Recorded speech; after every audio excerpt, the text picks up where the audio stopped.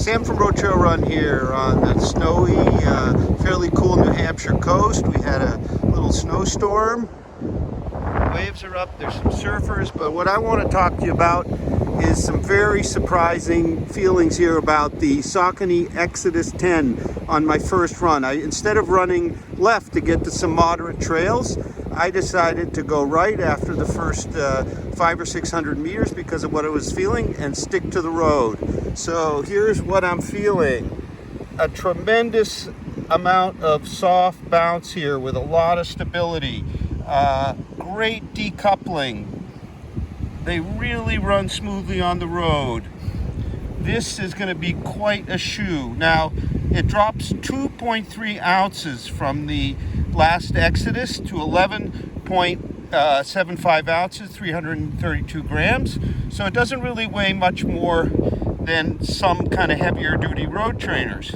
But here we have a midsole of PWRUN Plus, which is a TPU bead material. It replaces the previous, I found, kind of dull and dead Everrun that Saucony had in a lot of shoes, and I think in the previous Xodus as well.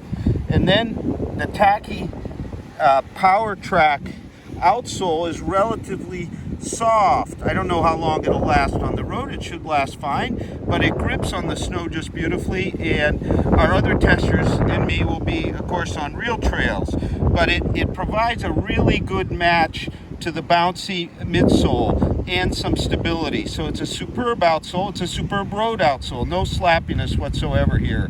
The upper's a nice engineered mesh. Fits, I think, true to size. They sent me a half size up. They're a little big. You have a gator trap hook, and you can see it as a fairly broad platform. Oh boy, this shoe, it will make a great recovery road shoe as well as longer trail shoe. So it's going to serve a lot of purposes for, I think, for runners. I think it'll be competing well against Ultra Olympus. This is a 4mm drop. It has a 31.5mm heel and 27.5mm forefoot, so it's definitely super cushion like an Ultra, and of course like many of the Hokas. Even though it's considerably heavier than the Speed Goat, it seems to run this harder surfaces far better, and it does have a lot of nice soft bounce. So this is going to be a big Ultra contender, in addition to kind of a recovery shoe, a door to trail, and even probably a fast hiker. So Saucony's really doing some neat things here. The next shoe that I'm really eager to try is the PWRUN 10, which has the a little bit firmer, more responsive PWRRUN, which is a TPU EVA blend. And then later this year, and you can see it in our introductions, the Switchback gets the PWRRUN Plus, and that should be super exciting, as that Switchback also gets a rock plate, which we can see here too. It's kind of a braided rock plate.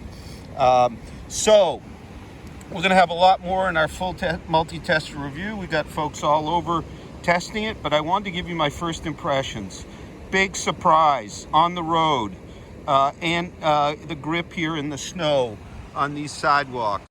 Okay, back from my run in the Saucony Xodus 10, and it was a sweet run indeed. So smooth, soft, bouncy, plenty stable. This is really one fine ride, and I ran them on the road this time. The grip from the Power Track outsole in the snow was great. I was mostly on pavement, but I did get on some sidewalks that had a bunch of snow, a little bit of greasy ice. So that was just fantastic. Didn't talk about the upper on the run, but it's fairly simple engineered mesh, lots of overlays. It's a booty tongue, and it's connected, you can see here, with a elastic strap. The heel holds good. I'm a half size up from my normal. That's what Saucony sent me, and I would stay true to size here as I am in all Saucony, so I'd go down half a size. It's just a very smooth ride. The decoupling is great, and then also you'll see here, you see that pattern through the outsole.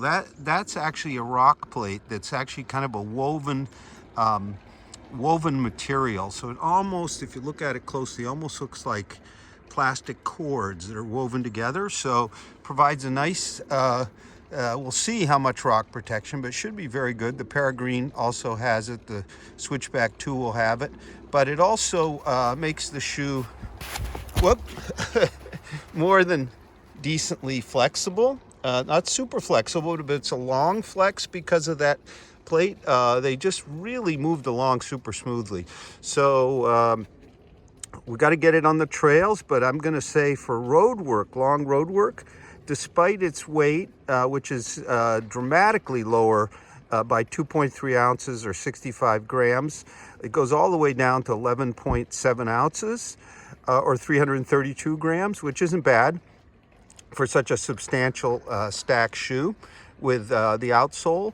The outsole, I'll mention, is 5mm lugs. It used to be in the prior Xodus 6.5, so they got rid of some of that. That also contributes to the weight drop, as does the new PWRUN Plus midsole, which is also in the Triumph. And it's said by Saucony to be 25% lighter than PWRUN and with 8% better shock absorbing qualities. And it sure felt it, because I've always felt PWRUN was kind of a dead, dull material. And here we get it lighter and bouncier. So much more to come as the rest of our crew tests the shoe on dirt and more snow. But this is a great option as kind of a maximally cushioned shoe that can do both road and trail. So it's really kind of a bit in our namesake here at Road Trail Run.